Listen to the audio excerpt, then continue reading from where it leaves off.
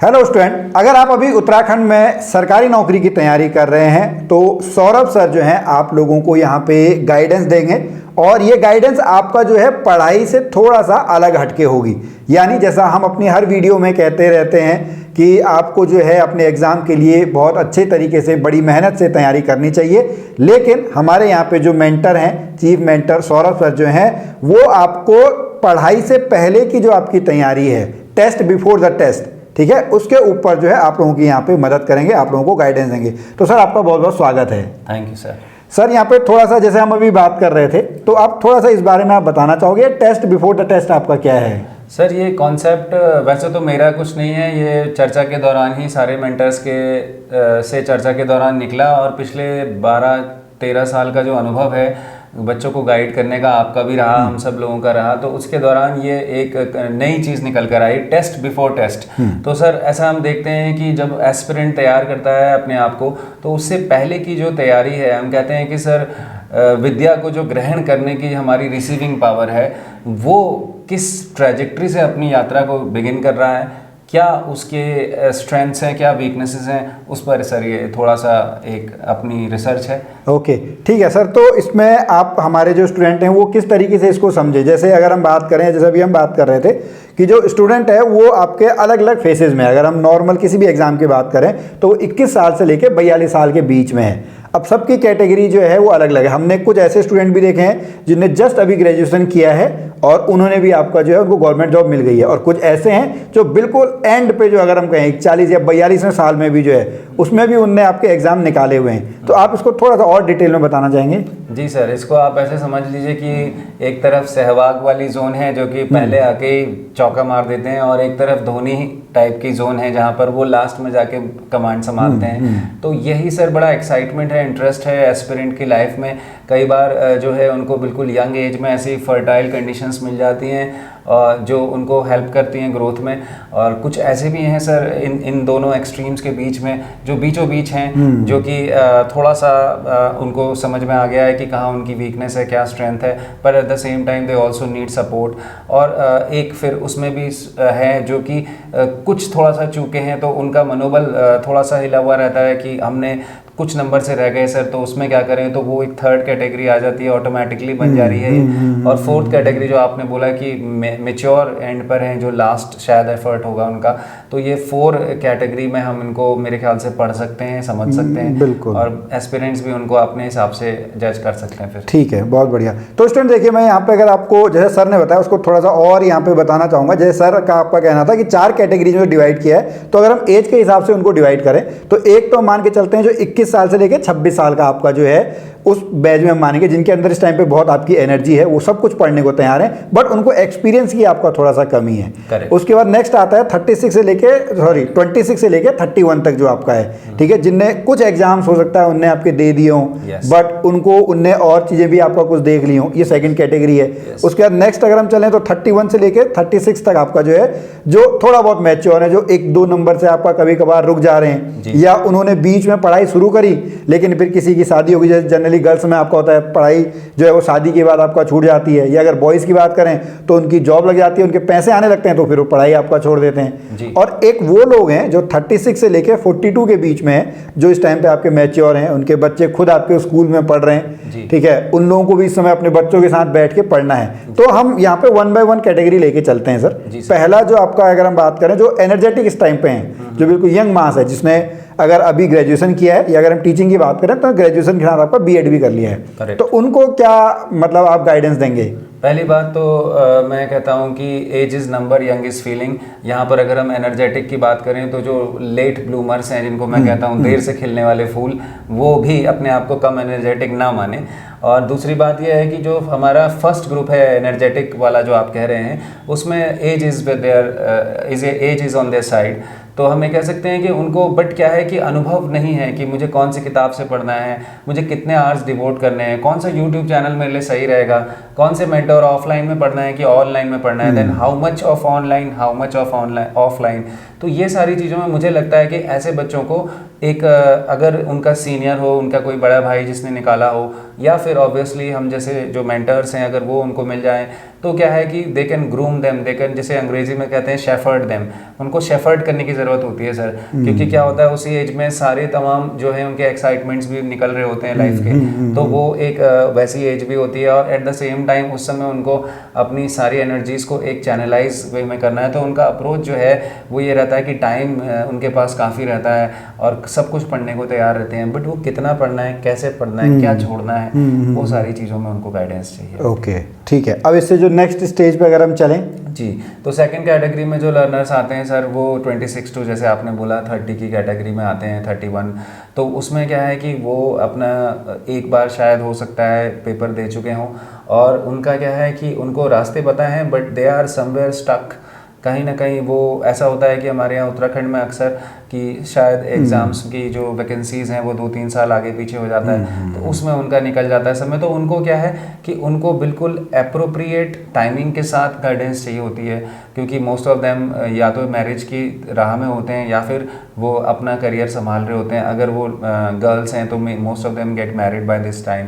तो उनको एक पर्टिकुलर टाइम स्लॉट में एक सिस्टमेटिक और एनर्जेटिक वे में उनको एक हेल्प चाहिए होती है। तो this is the second I think learner category. Okay, अब इसके बाद जो नेक्स्ट वाले हैं वो सर जो थर्ड कैटेगरी है वो बड़ी इंटरेस्टिंग है, क्योंकि वो क्या है हमने उनको ऐसे में रखा है कि जो कुछ नंबर से चूके हैं शायद, या फिर उनको ऐसा कंडीशन नहीं मिल पाया, उनको लगता है कि they have got the potential, but क्या है कि उनको वो फर्टाइल कंडीशन नहीं मिल पाई, या उस समय वैकेंसी नहीं आई, या वट तो उनको और ज़्यादा थोड़ा सा क्या है कि MCQ बेस्ड ज़्यादा अप्रोच लेना चाहिए उनको। हिस्टोरिकल या जैसे हम कह सकते हैं थियोरेटिकल अप्रोच सेलेक्टेड लेना चाहिए, और MCQs बेस्ड अप्रोच ज़्यादा लेना चाहिए। सबसे मेन वहाँ पर अब हम देखते हैं कि प्रीवियस ईयर क्वेश्चंस की वैल्यू बढ़ जाती है, क्योंकि टाइम कम है आपके पास, तो आपको प्रीवियस ईयर क्वेश्चन लेने हैं। और यहाँ पर आप देखेंगे धीरे धीरे अनुभव का रंग भी गाढ़ा होते जाएगा।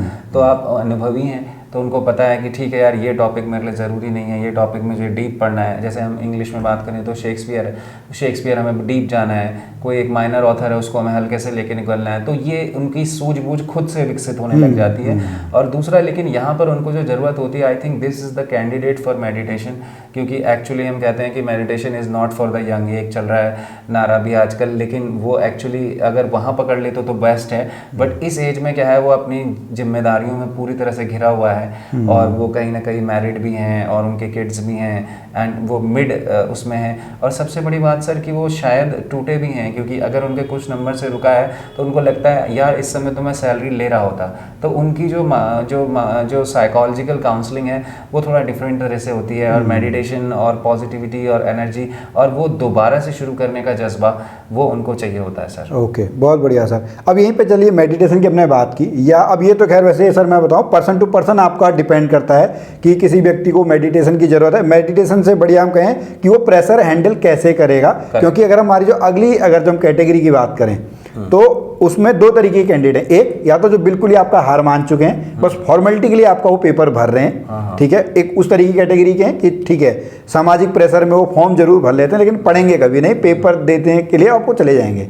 और फिर एक दूसरी कैटेगरी है जो बहुत ज़्यादा प्रेशर आपका ले लेते हैं, ठीक है। उनके बच्चे भी हैं, उनके आपके हाउस जो आपकी वाइफ हैं या उनके हस्बैंड हैं वो आपके हैं, उनके ऊपर सोशल प्रेशर है कि भाई अब तो एज निकलने वाली है, जिसके लिए आप पिछले 15-16 सालों से आप लगे हुए हो और आपने आज तक उसको अचीव नहीं किया है, और अब आपके ऊपर वो अचीवमेंट का जो है प्रेशर है। तो वो प्रेशर जो है वो कैसे हैंडल करें, या किस तरीके से लोग जो सक्सेसफुल कैंडिडेट्स हैं वो कैसे आपका इसको प्रेशर को हैंडल करते हैं? इसमें सर मैं रॉबर्ट ब्राउनिंग के एक बहुत फेमस कोट है, उन्होंने बोला है, बहुत फेमस इंग्लिश पोएट है, उन्होंने बोला है, grow old along with me, the best is yet to be. तो वो कहते हैं कि जैसे जैसे हम ग्रो करते हैं वैसे वैसे हमारा बेस्ट अभी भी आना रह जाता है। तो अगर इस लाइन को वो समझें, पकड़ें, तो मेरे को लगता है कि किसी भी समय से हम जो है अपनी ग्रोथ को ट्रैक कर सकते हैं। तो मुझे लगता है, और इनफैक्ट क्योंकि उनके पास जो है खोने को समय है और लास्ट अटेम्प्ट है, तो वो और ज़्यादा जो है बड़े सेफ एंड सिक्योर अप्रोच से लेकर चलते हैं और बड़ी गंभीरता से पूरे अनुभव को अपने गाढ़ा डाल देते हैं। तो लेकिन ऐसा कुछ भी नहीं है कि अगर आप एक सर्वे करें, जो कि मैंने करा रफ एक सर्वे, तो उसमें ऐसा कुछ भी नहीं है कि किसी एक पर्टिकुलर को एडवांटेज है किसी दूसरे के ऊपर। और ये जैसा कि आपने बताया मेडिटेशन का केस कि इंडिविजुअल टू इंडिविजुअल वैरी करेगा, ऐसे ही यहाँ पर भी मैंने देखा कि कई सारे ऐसे भी हैं जो लेट ब्लूमर्स में आ गए, कुछ ऐसे हैं कि यंग एज से निकले, कुछ ऐसे हैं। लेकिन हाँ ये तो है कि जो आपकी एक मिड वाली एज हमने बताई, जो सेकेंड और थर्ड कैटेगरी, वहाँ से एस्पिरेंट, खासकर टीचिंग वाले अगर जॉब की बात करें तो वो वहाँ पर से ज़्यादा हिट करते हैं इसमें, वो क्योंकि वो एक एरिया भी लंबा है, बड़ा एरिया है। ठीक है सर, यहीं पे देखिए मैं आपको थोड़ा सा एक और इंसिडेंट यहाँ पे बताना चाहूँ। हमने आपके जो UKPSC लास्ट आपका लेक्चरर का एग्ज़ाम हुआ था, उसमें इकोनॉमिक्स के आपके हैं धीरज पंत, जो कि आपके सेकंड टॉपर वहाँ पे रहे थे। तो उनका मैं आपको केस बताऊँ, जब उनका पहली बार आपका एग्ज़ाम हुआ था, आई थिंक 2018 वाला जो था, जिस टाइम पे इंटरव्यू आपका था, रिटर्न उनका बहुत बढ़िया तरीके से निकला था, ठीक है, उनके हाईएस्ट या सेकंड हाईएस्ट उस टाइम पे मार्क्स थे, लेकिन इंटरव्यू में उनके बहुत मिनिमम मार्क्स थे। उसके बाद वो परेशान होके जो है वो आपका दिल्ली या जयपुर जो है वो नौकरी करने चले गए। हालांकि वो गेस्ट टीचर भी थे, बाद में उनको गेस्ट टीचर के लिए दोबारा उनको जो है बुलाया गया, ठीक है। और उसके बाद जब इंटरव्यू हटा, जब केवल आपका ये था कि आपको स्क्रीनिंग देनी है, उसके बाद आपको मेंस जो उनका आपका सब्जेक्टिव एग्जाम है वो निकालना है, तो उनमें वो क्वालिटी तो थी, तो उनने वो एग्जाम आपका निकाला है, ठीक है। तो बिल्कुल बाउंस बैक जो है, तो यही यहाँ पे जैसे हम बातें कर रहे हैं, तो स्टूडेंट आपको भी ये समझना है कि अगर आप अभी तक एग्जाम नहीं निकाल पाए हैं तो इसका ये मतलब नहीं है कि आप आगे भी जो है एग्जाम नहीं निकाल पाएंगे। और आपको ये भी नहीं सोचना है कि आपने पहले क्या किया था, आपको बस क्या करना है, आपको अपना आज जो है, यानी आपका जो प्रेजेंट टेंस है, उस प्रेजेंट टेंस में आपको जीना है। आप भूतकाल में नहीं जी सकते हैं, आप पास्ट टेंस में नहीं जी सकते हैं, नहीं आप फ्यूचर में जी सकते हैं। आपको आज अपना अगर आपने दिन अच्छा बना लिया है तो आप हमेशा जो है वो सक्सेसफुल होंगे। सर आप थोड़ा सा और कुछ ऐड करना चाहोगे? हाँ सर, जैसे पान सिंह बोरा सर का केस देखेंगे, सेम पूरे उत्तराखंड में एलटी में रैंक 3 लेकर आए और 37-38 के थे वो भी, और लगभग उन्होंने इंटरव्यू किया था हमारे चैनल में, मेरे स्टूडेंट रहे हैं, तो लगभग 60 एग्जाम्स दे चुके थे, असफल थे, मगर उसके बाद जो 61वां एग्जाम था उसमें स्टेट टॉप कर दिया। तो ऐसा नहीं है कि हम कहीं पर भी ये मान लें जीवन में कि हार है। और दूसरा एक एग्जांपल सोनिया गौड़ मैम का दूंगा, मतलब 41.5 या 40 प्लस में चल रही थी और finally she qualified. She is a mother of she is a very senior lady, but उन्होंने भी क्वालिफाई किया और हमारे केजे से और भी बहुत सारी सक्सेस स्टोरीज हैं। तो एज मैटर नहीं करता, लेकिन मैं ये जरूर कहूँगा सर कि यहाँ पर जो हमारे जो यंगस्टर्स हैं उनको अप्रोच थोड़ा डिफरेंट करना है। उनको क्या करना है कि उनको थोड़ा सा डिसीजन मेकिंग पावर को डेवलप करना है, और जो हमारे मेच्योर लर्नर्स हैं उनको साइकोलॉजिकल अपनी स्ट्रेंथ को बूस्ट करना है। अब वो साइकोलॉजिकल स्ट्रेंथ जो मेच्योर लर्नर है वो कैसे करेगा, उसके there are various options. One of them is meditation of course, but there are positive जो है स्टोरी सुने, पॉजिटिविटी को वो करे, और एफर्मेशंस होते हैं सर आजकल, सुबह सुबह आपने एफर्मेशंस करे, योग करे, वॉक करे, these are so many ways. But मतलब मोटी बात सर जो निकल के आई जो रिसर्च में हमारी, वो ये है कि जो 23 या 24 से लेकर 30-31 तक का बच्चा है उसको अपनी जजमेंट, रैशनल स्किल्स को बढ़ाना है, स्किल कंटेंट पे काम करना है। But after 31-32 you don't have to work that much into content, you have to work on the psychological aspect. And sir the primary reason for bringing this series I think with you also is that कि हम इस पे focus करें कि हमें पढ़ने से पहले कैसे अपने आप को ग्रहणशीलता प्राप्त करनी है पढ़ने के लिए। क्योंकि जो मैं देख रहा हूँ और जो हम सब लोगों ने देखा, हमने ये देखा कि कंटेंट बहुत हाई क्वालिटी का भी था, एक्सपीरियंस मेंटर भी था, बट कई बार इफेक्ट पूरा नहीं गया और कई बार जो है इफेक्ट दुगना हो गया। तो वो है कि एक टीचिंग बाइपोलर प्रोसेस है सर, और इवन ट्राइपोलर प्रोसेस है। बट जो मेन है कि जो रिसीवर है हमारा, जो स्टूडेंट है, वो किस पॉइंट ऑफ जर्नी से लाइफ को शुरू करता है, और अगर वो मतलब अप टू 32 तक की एज में है तो उसको कंटेंट पे बहुत अच्छा वो करना है, अपना रिफाइंड, और उसको वो करना है, और साइकोलॉजी में वो आगे पीछे चलेगा। बट आफ्टर 32 क्या है कि आपको कंटेंट में आगे पीछे चलेगा, बट आपको साइकोलॉजी ऐसी आपकी नेवर से डाई एटीट्यूड वाला होना चाहिए, पॉजिटिव मोटिवेशन होना चाहिए। तो वहाँ पर लड़ाई मनोवैज्ञानिक है, यहाँ पर लड़ाई कंटेंट की है, ऐसा सर मैं समझ पाया थोड़ा बहुत। बिल्कुल हाँ सर, इसी में मैं थोड़ा सा और ऐड करूँ, जैसे हमने भी अपने जो पेड स्टूडेंट हैं, यानी हमारी जो कम्युनिटी स्टूडेंट की है, वहाँ पे हमने जो एक 6 स्टेप का फॉर्मूला इस तरीके से बनाया हुआ है। पहला जो वहाँ पे आता है वो आता है लॉ ऑफ बिलीफ का, यानी सबसे पहले तो आपको ये विश्वास करना है कि आप जैसे लोगों ने ही वो एग्जाम निकाला हुआ है, वो जो एग्जाम निकालने वाले हैं वो कोई बिल्कुल अलग नहीं है। सही बात। ठीक है, तो पहला सबसे पहले तो किसी भी स्टूडेंट को, वैसे बहुत लंबा लगभग वो 2 घंटे का पूरा प्रोग्राम चलता है कभी कभार जो है, बट शॉर्ट में बताऊं तो सबसे पहले लॉ ऑफ बिलीफ है, पहले विश्वास आपको करना पड़ेगा। दूसरा जो है वो है लॉ ऑफ ग्रेटिट्यूड, यानी आपको धन्यवाद करना है कि आपके पास सब कुछ है। अगर आप मोबाइल पे ये वीडियो देख रहे हैं, इसका मतलब आप इतने कैपेबल तो हैं कि आपके पास वो सारे रिसोर्सेज हैं जो उन सफल व्यक्तियों के पास पहले से थे। आपके पास मोबाइल है, आपके पास 2 हाथ हैं, 2 आंखें हैं, सब कुछ आप कर रहे हैं, आपके पास सब कुछ है। थर्ड जो यहाँ पे आपका आता है वो आता है लॉ ऑफ रिसीविंग, कि आप अपने आप को तैयार करिए, आपके पास वो हथियार होने चाहिए। हमारी सीरीज भी मर्ज जैसे ये सीरीज, हाँ बिल्कुल, आपको उसके लिए तैयार करना है अपने आप को। जैसे कहते हैं एक सैनिक जो है उसको युद्ध में लड़ने से पहले जो है उसको हथियार चाहिए, उसको नोट्स भी चाहिए, उसको टेक्स्ट बुक भी चाहिए, उसको एक गाइड भी चाहिए। ठीक है, ये आपका जो है यहाँ पे लॉ ऑफ रिसीविंग जो है वो काम करता है। उसके बाद जो आप जैसे अफर्मेशन की आप बात कर रहे थे, वहाँ पे लॉ ऑफ अट्रैक्शन जो है वो काम करता है। हम हर दिन भटक जाते हैं, लेकिन अगर आप डेली जो है अपने आप को 10 या 15 मिनट दें, चाहे मेडिटेशन के फॉर्म में दें या गाइडेड आपका जो है, अगर आप लिखते हैं, बहुत सारे आपके ऐसे मैनिफेस्टेशन के प्रोग्राम चलते हैं, तो आपको डेली अपने आप को याद कराना है कि भैया मैं इस चीज़ की तैयारी कर रहा हूँ और मैं ये कर सकता हूँ। ठीक है, उसके बाद जिस पे हम सभी ज़्यादा बात करते हैं, लॉ ऑफ अट्रैक्शन के अंदर ही छुपा हुआ है लॉ ऑफ एक्शन। हम सब उसी पे बात करते हैं कि हमको पढ़ना है पढ़ना है पढ़ना, बट ये पहले के 4 स्टेप सब भूल जाते हैं, ये कम उस पर ध्यान देते हैं। तो लॉ ऑफ एक्शन पे सब बात करते हैं, और लास्ट जो है वो इन सब की आपकी मास्टर की है, वो लॉ ऑफ फोकस है। आप जहां पे फोकस करेंगे वो चीज़ आपकी बढ़ जानी है। अगर आप अपने आप से ये कहते रहेंगे यार मेरा तो इतने टाइम हो गए अभी तक नहीं निकला, आगे भी नहीं निकलेगा, तो कभी नहीं निकलेगा।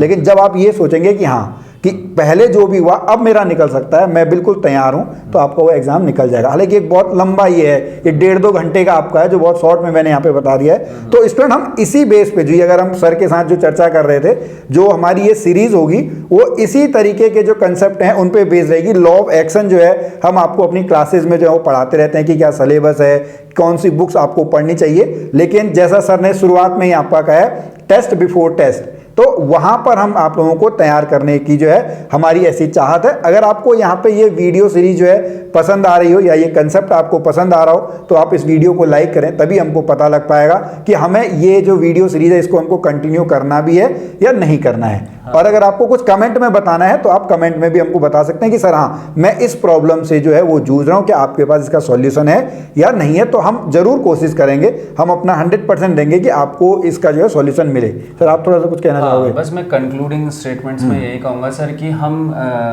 पढ़ाते हैं किसी इंसान को ही, और ये एक पूरी तरीके से डायनेमिक प्रोसेस है। हम दीवार को नहीं पढ़ा सकते, हम पेड़ को नहीं पढ़ा सकते, तो हम जो है, और यहाँ पर तो पढ़ाना भी नहीं है, मैं खुद को अपने आप को एक लर्नर मानता हूँ, तो हम सब को लर्नर्स ही हैं। और ये जो हम लोग जो बातचीत करी आप लोगों से, जो सर ने कहा, मैं बस उसी में ऐड करूँगा कि प्लीज़ रिस्पॉन्स करिएगा इस वीडियो पे। हमें आपका रिस्पॉन्स इतनी ज़्यादा, जितना आई थिंक नेवर बिफोर वाला रिस्पांस की ज़रूरत पड़ेगी, क्योंकि जैसे ही आप रिस्पांस करेंगे तो हम एनिमेटेड हो जाते हैं कि हमें लगता है यस कि हमने बात सही जगह पे हमने हिट किया है। तो आप प्लीज़ बताइएगा कि हाँ सर आपने सही पकड़ा है, या आप सर यहाँ पर गलत कह रहे हैं, यहाँ पर सही कह रहे हैं, हम आपसे सहमत हैं असहमत हैं। उसमें आप जब ऐसा बताएंगे तो ये टेस्ट बिफोर टेस्ट वाली सीरीज़ में और एनिमेशन आएगा, और मज़ा आएगा, हम लोगों को और डायनेमिक बनाएंगे। और सबसे इम्पॉर्टेंट ये है कि इसमें बहुत सारे कॉन्सेप्ट्स हैं जो पर्सनली मैंने भी सोचे हैं, जो मैंने सर से एक थोड़ा सा, they are in the form of seed, तो वही है, सीड को जो है फूल तो आप ही करेंगे, तो इसको फूल करने का जो है वादे के साथ कि आप इसमें खूब कमेंट्स और खूब इसको रिस्पॉन्स करते हुए हमें बताएं कि एग्जैक्टली हमें गाइड करें। इट्स नॉट कि आप हमें सपोर्ट, और ये वो एक बात की बात है, आप हमें ये भी बताएं कि क्या हमने सही नब्ज को छुआ है। बिल्कुल, बहुत बढ़िया सर। यहाँ पे चलिए आज की जो आपकी बातचीत है इसको यहीं पे हम रोकते हैं। तो चलिए स्टूडेंट, अगर आपको आज का ये वीडियो पसंद आया हो, ये हमारा जो कन्वर्सेशन है ये पसंद आया हो, तो आप वीडियो को जरूर लाइक करें। हम चाहेंगे कि आपके सपोर्ट से हम इस वीडियो सीरीज़ को आगे भी चलाते रहें। तब तक के लिए जय भारत, जय उत्तराखंड।